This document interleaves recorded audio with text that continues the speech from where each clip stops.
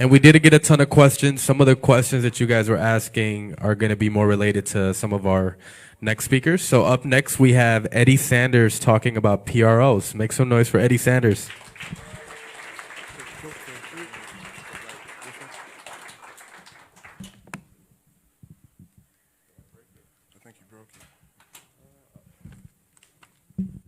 How's everybody doing? Good, good, cool. Show of hands real quick. Who likes to make money? Show of hands, who creates content? Who wants to make money off their content? Cool, cool. We're in the right spot then. All right, my name is Eddie Sanders. I'm an attorney in Chicago. I've been practicing since 2009. Before that, I was a DJ, still am a DJ. So a lot of my practice is focused on the protection of artists and their content. I got into entertainment law pretty much as the friend that was looking at seeing contracts from my homies that were signing deals, and I was like, wait a minute, these don't make sense. Somebody needs to be here to protect them. So when it comes to music, when it comes to our content, it begins and ends with the copyright. In music, we have two different copyrights, so just real quick, we're going to say the SR and the PA. SR is that physical embodiment of the song. The PA, the performing arts, is what we call the composition, the lyrics and the melody. So we're always remembering, anytime we have a song, we have two copyrights with that song. We have the SR and the PA. Look just like this. So when we're going to get into license and publishing, we're talking about the PA side. When we talk about hearing the master or a label owning the masters, that's our SR side. So within our PA, there's a bunch of rights, there's licenses that we have in that. So what I'm going to touch on today is our mechanical rights, performing rights, and sync rights. In those rights, essentially when we talk about licensing, is granting that license for you to have those rights. So remembering we have the PA and the SR. It's a lot of this information Peter did touch on, but it never hurts to hear it again. And really this stuff needs to be regurgitated in your head so you constantly remind yourself, okay, we have two copyrights in the song. We have the PA and the SR. When Jeff gets in contracts, that's where it's going to be really important, because if you're signing a deal with the label, we have to figure out which copyright we're giving up. If we're signing a deal with the publishing company, which copyright are we giving up? So remembering, when we're talking about licensing, we're talking about this publishing, it's this PA copyright.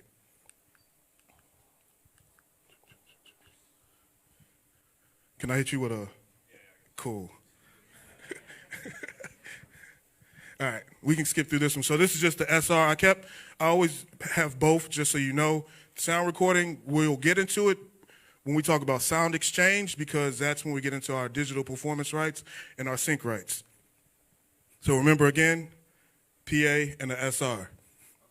Oh. All right. I'm a part-time artist, so if you guys like my graph, you can say, ooh, or whatever the case may be. But this is our tree. So on one side we have the SR, this side we have the PA. So with the PA, what are we getting? Where are we getting our money? We all raise our hands saying we're trying to make money. Mechanical royalties, performance royalties, and other licensing. Other licensing is going to be technically our sync royalties, things of that nature. We're remembering copyright law. In copyright law, we have these exclusive rights that are granted to the owner of that copyright. And as Peter stated earlier, as soon as we take that idea or that expression and we fix it on some tangible medium, meaning as soon as that thing is recorded, we own the copyright. Now, you own the copyright as soon as you fix it on that medium, but you still need federal protection on that, and that's where copyright registration comes into play. As an artist, you should know how to handle that on your own. Copyright.gov, you're pretty much just filling out an application. And understanding when we're doing copyright.gov, we got two different copyrights that we're filing for, either the SR or the PA. So our producers, when we're making beats that we're sending off to people, we want to have that PA copyright. Cool? So within our exclusive rights of the PA,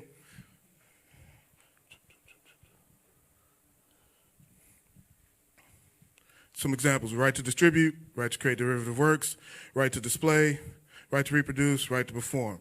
So within this, we're going to be looking at mostly that right to perform, that right to reproduce, and our digital audio transmission. Our right to perform is when we're going to get into public performance rights. Reproduction is when we get into our mechanicals. Derivative work, display, and distribution is more or less sync. It's always good to just look at these rights and always remember within one copyright, we have these 6 different rights that we hold on to. All right? So always remember, 6 different rights, this is how they're going to be displayed. And this is how we're making money from those different rights. We have our mechanicals, which is reproduction, performance, which is public performance license. Synchronization is the creation of derivatives. So within this, and we're going to go into each one of these more in depth, but I just want to give you a good overview of where we're taking this. So we started off saying it all revolves around that one copyright. It all revolves around that one song. The one song gives us 2 copyrights. Within those 2 copyrights, we have our different rights, our 6 exclusive rights. Within those 6 exclusive rights is how we get paid as an artist.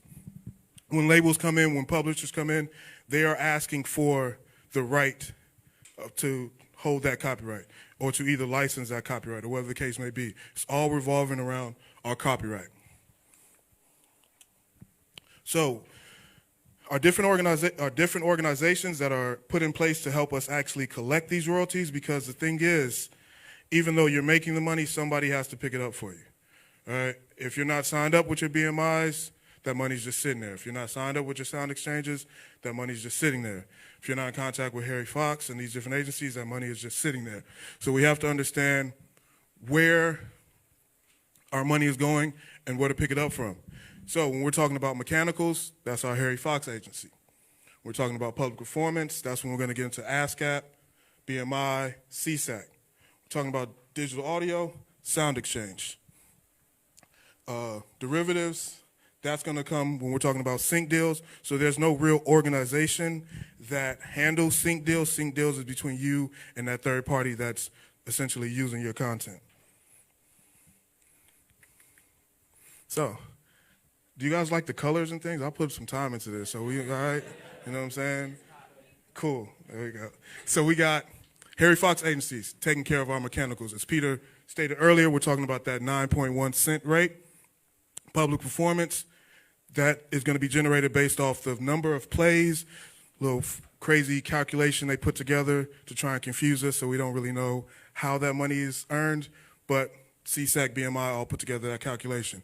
And now we have the Music Modernization Act, which is in play, that's going to help almost unify those rights. So now we have within the MMA, we have a mechanical license collective, which is going to be a host of different producers, industry insiders creating new rates so now our songwriters and composers can be making more money.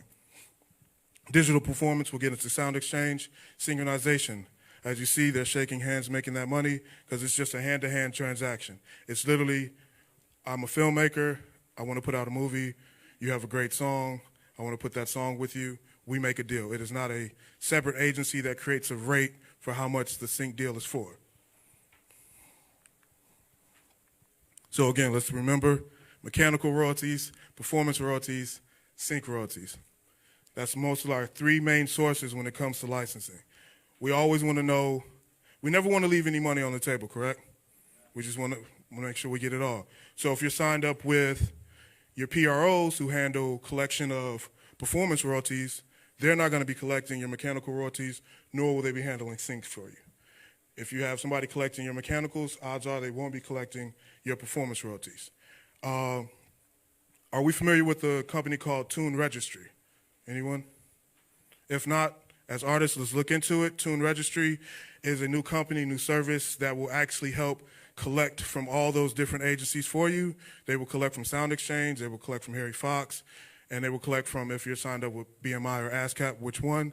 So Tune Registry is a good site for our independent artists to make sure all of this revenue is being collected. Cool little chart so we can just see the flow of how this thing happens. Our writer, composers, make the composition. They give it to the performer. Performer sings it, records it, sends that recording to the labels.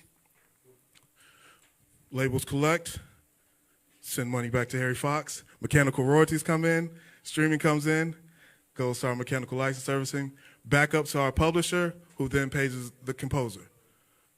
I see you, bro. That's the encouragement I need. We all artists. We know how we need it on the stage. You know what I'm saying? So that mechanical license, the license to reproduce and distribute to the public.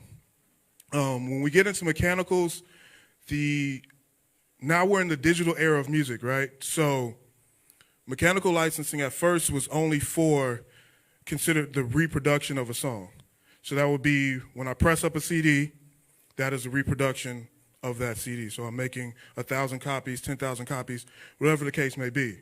Streaming, you're not technically reproducing anything because it's the same file, you're just accessing that file. So now we had to create legislation to figure out how to collect on the streaming of that. So starting off, it was just the mechanical license was that 9.1 cents on off each download or each sale. Now we have streaming mechanicals as well. So whenever a song is digitally downloaded, streamed, or a physical CD is sold, the composer, our PA copyright, collects. So as our songwriters, as our producers, that back-end money is there for you. You may even have that back-end money there for you now if you're not signed up with the right organizations.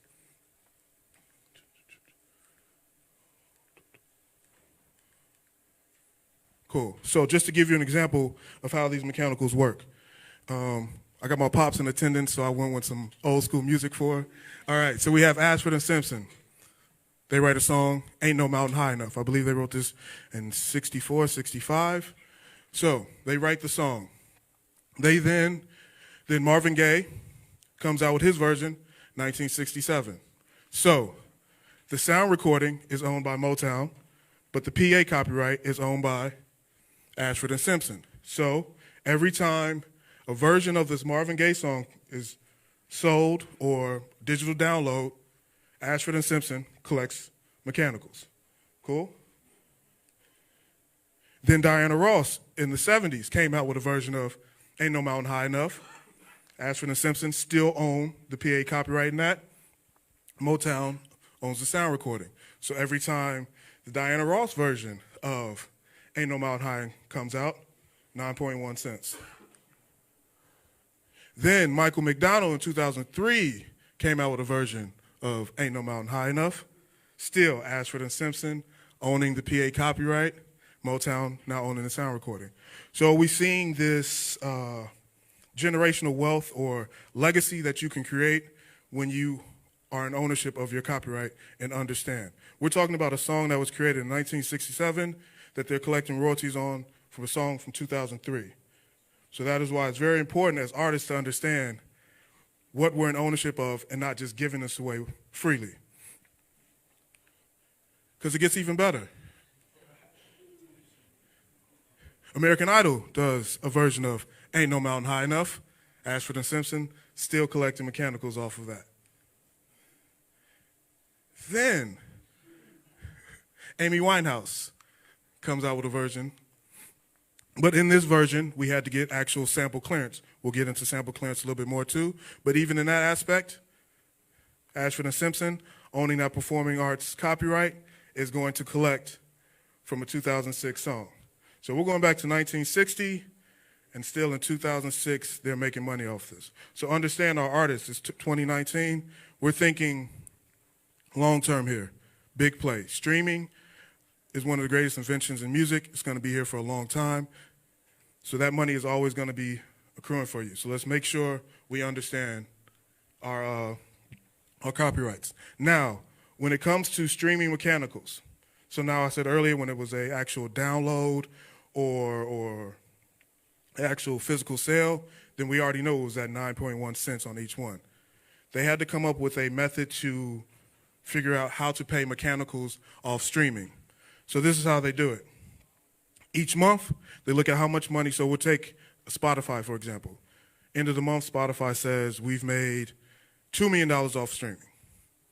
they'll take 10.5% of that revenue, divided by the amount of streams, the amount of total streams that happen within that month, giving them a rate of whatever, giving them a per stream royalty rate. Then they apply that per stream royalty rate to how many songs you have and then pay you off of that. So each month, this rate is going to change. Nothing is fixed. Even though we're at 10.5 right now, I said we had the MMA come into play. Now that rate is going to go up to 15% by 2021. By 2022, it should go up to 25%. So monthly income comes in. They figure out, okay, out of this 10%, how much we're going to give out. So now from that royalty split, some of that goes to public performance, some of that goes to mechanicals. So this is a new field here. So Congress is trying to play catch up with technology, as most of us are. Technology moves so fast. Congress wasn't prepared for paying out streaming. So this probably can't see it that well, these numbers, but you can find this slide online. And it's pretty much just a breakdown on what these streaming services are paying you and how that calculation goes into mechanicals. Anybody have music on streaming services right now? Show of hands. Okay. Tidal, right? Tidal's the best. Just shout out to Jay, because YouTube is the worst, even though that's the most used site, but Tidal is going to pay you the most. So, reiterating, mechanical royalties, performance royalties, and sync fees. So we've touched on our mechanicals. Now we're going to hit performance. Public performance royalties. Anytime our song is communicated or played in the public, there's a royalty to be paid on that. Are artists aware that when we go perform at a venue, that not only are we getting paid from the venue for our show, but there's also the public performance royalty that you collect as well? So when we go out on the road and we're doing our tour, it might be wise to hit up BMI or ASCAP and say, hey, I'm playing in Milwaukee, playing in Madison, playing in Indianapolis, playing in Chicago, and laying that out for them. So anytime we have it, radio, television, concerts, bars, any type of venue, there's a public performance royalty that we should collect. So the rule is, if you are playing music for a group larger than just a couple friends or acquaintances, so that would be, say, in this setting, this venue would have to get a blanket license to play that music.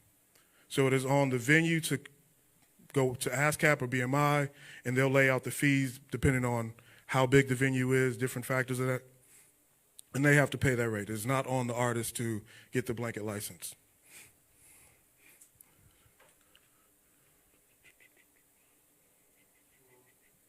So you may even see when you go to bars now, there'll be a little sticker on the door. It'll say ASCAP or BMI because that's who they went to get their blanket license from. So from that blanket license, ASCAP and BMI are now collecting and also tracking the royalties and collecting those for you and passing them on. So we have our two big ones, ASCAP, BMI. CSAC is cool, but I'm going to just keep it funky. ASCAP and BMI is where it's at. All right? So ASCAP, and when it comes down to ASCAP and BMI and we're asking which one should I sign up with, they're pretty much both the same. Now they will give out advances, things of that nature. BMI, I know, has a stage at Lollapalooza, so if you go with them, odds are you can play Lolla on their stage. But when it comes down to it, they're both giving us the same type of protection, same type of collection. So these are the ones that are going to track our royalties, see how much is coming in, and get us paid. Only on the performance side, though. They don't handle mechanicals. They don't handle syncs. So I know I've run into situations, artists be like, well, I'm signed up with BMI. They're collecting all my money for me. Not the case. Just performance royalties. And our performance royalties, again, is when the song is played outside, concert, bar, club, jukebox. I know we ain't got those no more, but you get what I'm saying. Any type of public performance, there's a royalty attached to that our PA copyright holder should be getting. So our PA copyright holder is only going to be our composer or our producer or the songwriter on that.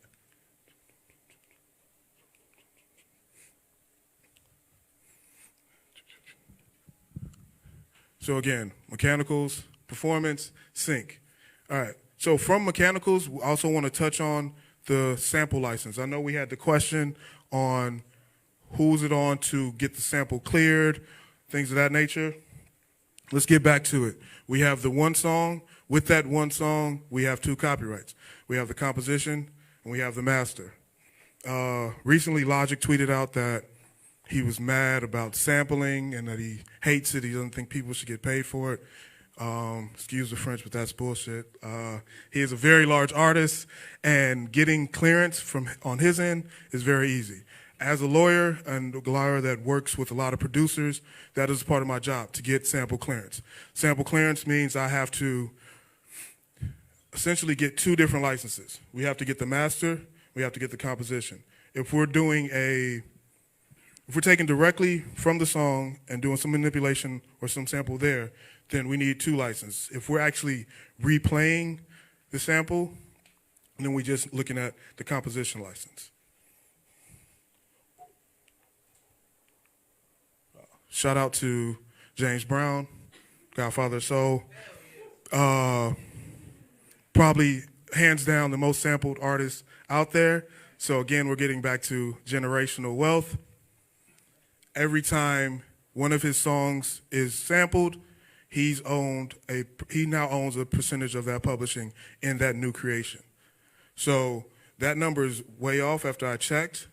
It is now up to 7,000 different tracks have sampled James Brown. Generational wealth right there. So we're understanding every time someone uses a sample of James Brown, you got to get the sample cleared on the master end and the composition end. So we keep hearing that word clearance, sample clearance, sample clearance. So making sure we understand we have 2 different copyrights that we need to get cleared. We have to get cleared the composition end. We have to get cleared the master end. If we're just replaying that sample and not using the direct audio, then we're just looking at getting that composition taken care of. As Peter said earlier, if you don't get it cleared, you probably shouldn't put it out. But if the song isn't going to do that well, they probably won't notice. No disrespect to anybody in their streaming numbers, but yeah, if it's not a hit, they probably won't recognize it. The only thing is, now we're getting to a digital era where we have software that is going to be recognizing samples now. They're just going to be running songs through this software, and even if you pitch it up, pitch it down, whatever you do to the original, that software will be able to find it. So let's make sure we're getting some type of clearance. In getting this sample clearance for the PA copyright, we're reaching out to the publisher. For the sound recording or the master clearance, we're reaching out to the label. So my job is to say, someone comes to me and say, Eddie, we want to sample a James Brown song. First thing I have to do is, who owns James Brown's publishing? All right, I figure that out, then I reach out to them, trying to get clearance on that end. Then I have to say, okay, what's the name of the record? Okay, who owns Funky Drummer? Which label? Now I have to reach out to the label and get clearance on that end. Oftentimes, especially with older music, it gets kind of weird because a lot of labels get bought out by other labels, and the copyright is just getting passed around almost like your mortgage is.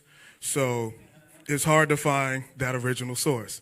But once you find that original source on either side, typically they're going to be able to help you out. So if you get coverage from the publisher can say, okay, this song on the label end is owned by X, Y, and Z. You call them and try and get clearance. I'm almost like at 75% when it comes to this, because some people will say, what's the name of the artist? No, we're not clearing that. I'm like, wait, they're hot. No, we're still not clearing it. I don't see why they wouldn't clear it, because that gets them more money, but sometimes a lot of older artists look at hip-hop as a disgrace to music, and they try and say it's not real music, but I don't agree with that. I think it brings more life to that older record when you allow for clearance to go through. So remember, we sample something, how many clearances do we need? Facts. Reiteration, mechanical royalties, performance royalties, sync royalties. This is what we're going to get on our PA side. Sync rights. Peter mentioned it earlier. This is where the bread is at right now, especially on our composer-songwriting side. Why? We think of things like Netflix. How many new shows does Netflix put up? Every week we're seeing new things come up. Every one of those has music attached to it, right? Anytime you are synchronizing the music with some type of visual, we need a sync license there. Again, in sync licensing, we're going to have, since we have two different copyrights, two different type of licenses you have to get. So if somebody is doing a sync deal with you as an artist, they're paying you for the sync fee and the master fee. So don't allow them to just get use of the sync. They have to pay you for the sync and the master. Because we have two different copyrights, you have to get clearance for both. So again, in sync, we got movies, TV shows, commercials, websites. I'm pretty sure in the future there'll be another form of visual display that we don't know of yet, but if you attach music to that, then a sync license is needed. So we have this, we're familiar with the movie The Bodyguard? Yeah, great movie. Whitney Houston, rest in peace. In that, she had an amazing song, I Will Always Love You. I'm not going to sing it right now because that's why I became a lawyer. All right. So with that, what type of licenses does the studio need? All right.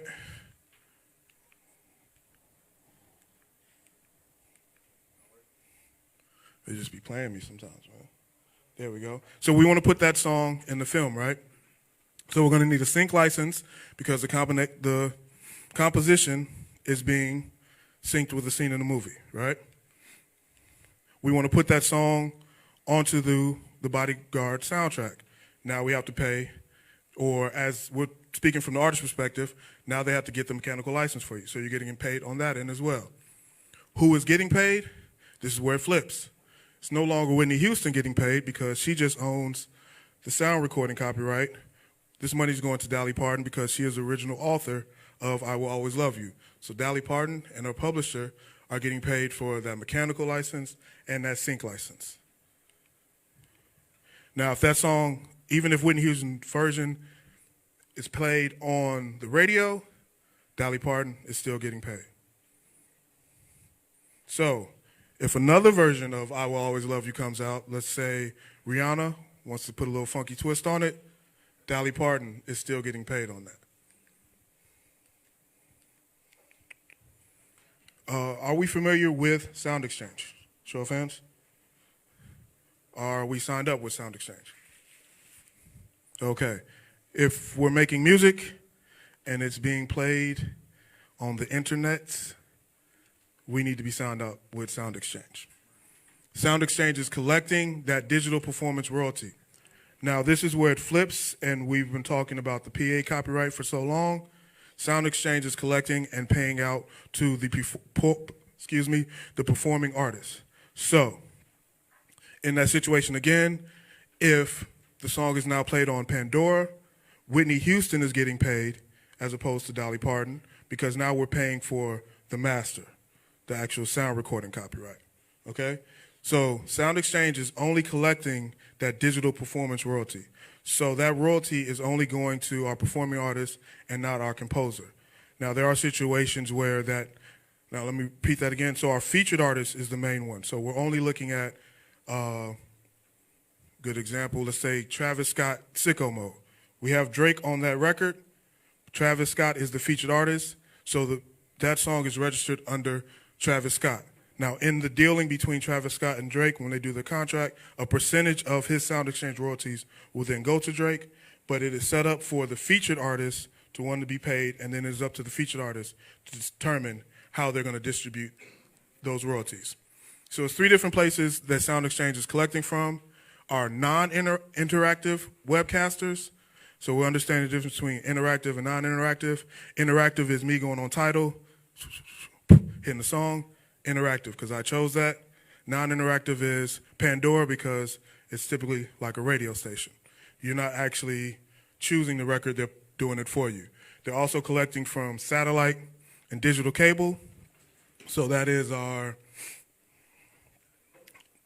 Sirius XM, different stations like that. Now, there is a caveat where Sound Exchange will collect from what we call terrestrial radio, and that is in the case of when that radio station is transmitted on the web. So we're familiar with like iHeartRadio. So that station just broadcasts from terrestrial radio online. As soon as it goes to iHeartRadio, now Sound Exchange is collecting for that. So just a quick rundown of difference between non-interactive and interactive. Of course, our non-interactive webcasts, Pandora, iHeartRadio, cable. So yeah, if we have Comcast and we play music off our Comcast, those music choice stations on Comcast, Sound Exchange is collecting that for you. So if you hear Rihanna singing Umbrella, A, that was written by The Dream. You hear it on terrestrial radio, The Dream is getting his check from BMI because he's a songwriter. Now, if you hear Rihanna's Umbrella, A, on XM radio, Rihanna is getting paid by Sound Exchange for the performance, and then The Dream is getting paid by BMI for writing it. Cool? Why is Sound Exchange important? Just in the first quarter of 2019, they collected $220 million. Right? Sound Exchange now accounts for 16% of the music industry's revenue. Can anybody do something with an extra 16% in their pocket? That's what I'm saying. We're here for collection of the coin. So understanding Sound Exchange is going to take care of that digital for you. Reiterating, mechanical royalties, performance royalties, sync royalties. These are our sources. So keep that in mind. As we're putting out music, am I collecting from all my proper sources? When we put out our song, we're remembering each song is 2 copyrights, the composition and the master. Am I getting protection on both? Am I filing with copyright.gov under both the composition and the master? 1 song, 2 copyrights. That is the end of what I have for you today. I'm going to be taking questions, I believe. Also, I have a little podcast that I do called the Industry Standard Podcast, where I talk about music, law, sometimes sports if I feel like it, but mostly music and law. So check it out. It's on all those platforms, iTunes, Spotify, whatever the case may be. So yeah, that was my time. Hopefully this was hopefully this was informative to you. And yeah. You have the question? Cool. So I got some questions for you.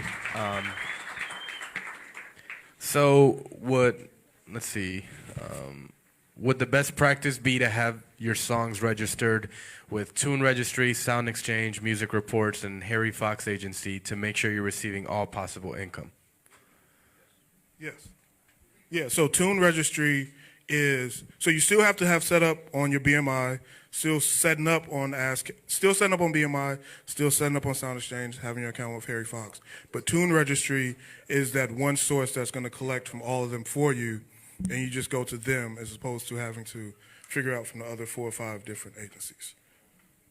Cool. And then one of the questions was, will these PowerPoints be online? The PowerPoints themselves won't be, but this is being live streamed, so you could go to 889's Facebook, and it'll also be on our website in case you guys want to see the presentations again. Yeah, and then, I mean, if you talk to me afterwards, we'll see what happens. Maybe I can give you a couple PowerPoints here and there. Cool. So was this informative, though? Are you guys feeling good? All right. We have more questions. More questions for you. Okay. Yeah. Why is it that an industry giant like YouTube pays artists significantly less than Tidal? Because there's no regulations on it right now.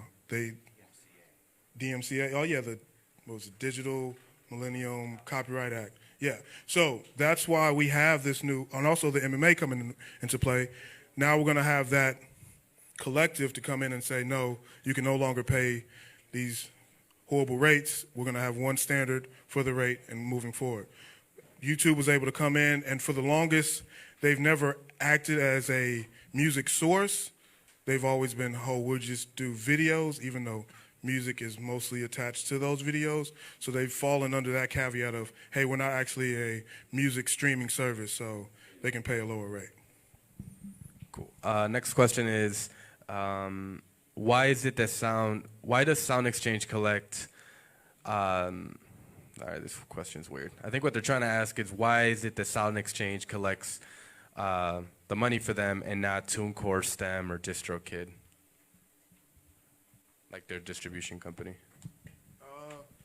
Because that's a different revenue stream. TuneCore is collecting literally the sales of the master. So TuneCore is, you have TuneCore and you have TuneCore Publishing, if I'm correct. So TuneCore is only going to handle that SR copyright. So any revenue generated from the SR copyright, our TuneCore, or whatever digital distributor we go through is only collecting that.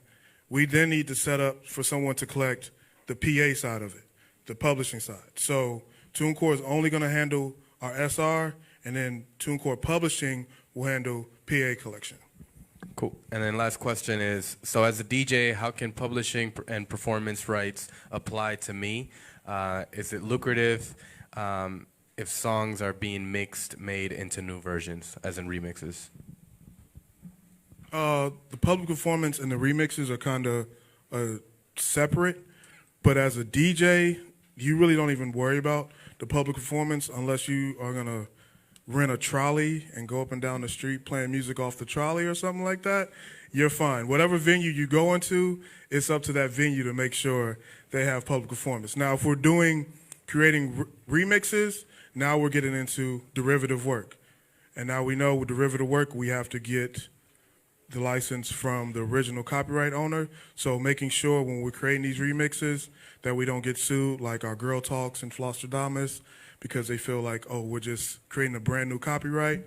No, you still have to get that license if you're using someone else's work. So just remember, if you're using somebody else's stuff, you should pay them for it. You don't want nobody else using your stuff without paying them for it.